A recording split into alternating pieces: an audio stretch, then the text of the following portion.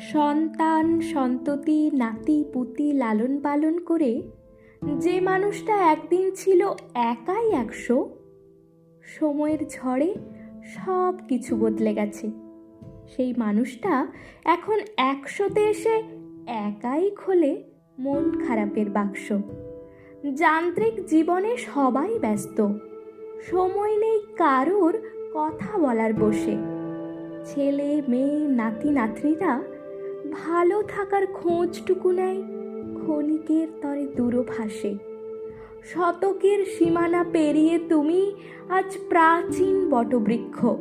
এই সংসার পরিবার তোমার ছায়ায় গড়ে আজ পরিপক্ক। ঈশ্বরের আশীর্বাদে আমাদের পরম প্রাপ্তি ও উপহার।